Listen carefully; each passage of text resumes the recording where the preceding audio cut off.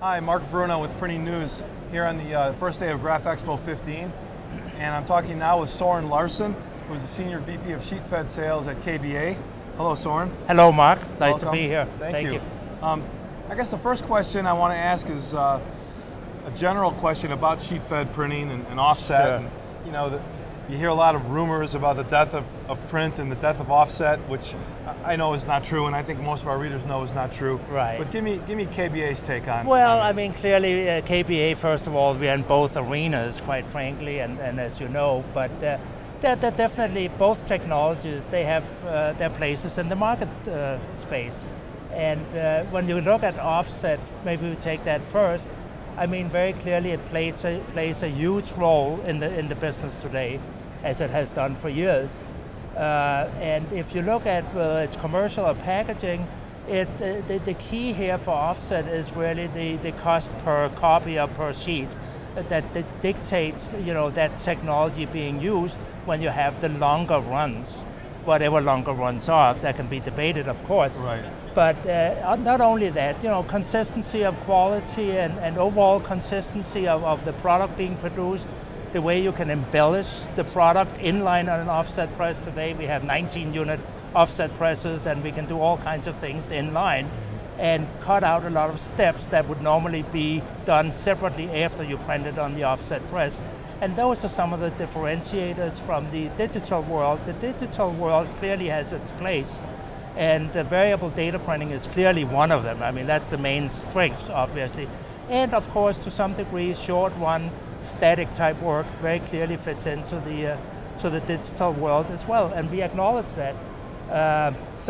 But you know, we can't forget that we have in the offset press seen certainly evolution, almost borderline revolutionary technology changes to the press.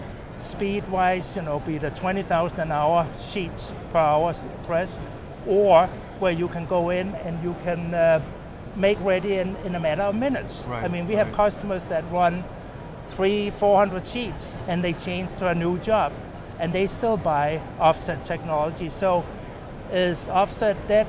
No, far from it, far from it. And another example maybe in the packaging world is clearly if you can print 9.1 million sheets in 1 month, 64-inch size sheets, you know, try and do that. I'm not knocking digital, that's not the point. But try and do that on a digital press. It will not happen. Yeah, so is offset alive? Yes. Is it well? Yes. We often hear the argument of digital challenging offset or you know, matching offset quality. On the flip side, for example, if you take your product, the Rapida 105 Pro, right? You know, is that an offset press that, you know, is challenging digital, or is that even the intent of the marketing? Yeah, you can say yes and no, because my answer to that question would be whether it's the 75, the 29-inch, or the 41-inch press, the 105 Pro, or the 106, or the 57-inch machines, or the 64, and even the 81-inch machines. They all challenge and complement digital printing, and vice versa, from the bottom up, you know, digital. So I would say it's not really per se intended to challenge digital. It's just another step for us in trying to find price points in terms of what fits into different customers' needs.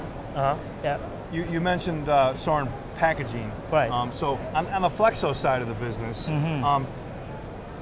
are the analog advantages for Flexo similar to offset, or is it a different animal altogether? It's somewhat different, but in terms of specifically compared to digital, I would say all the comments that I've made so far pretty much fits into the Flexo world as well.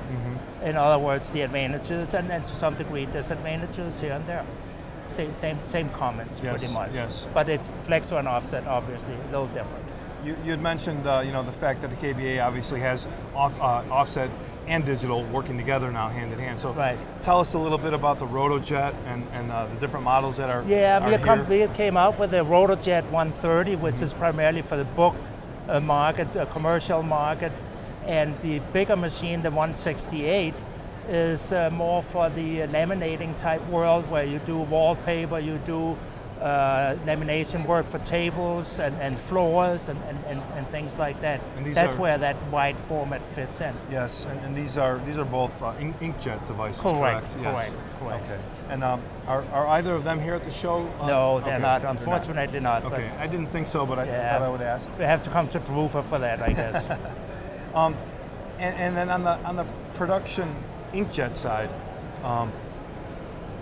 as far as complementing offset, you know, can you elaborate a little bit about how that works? Certainly, and I think it is complementary in many respects. I mean, clearly over the years we have often printed the shells, if you will, offset, have them in inventory, and then personalize them on the digital machines.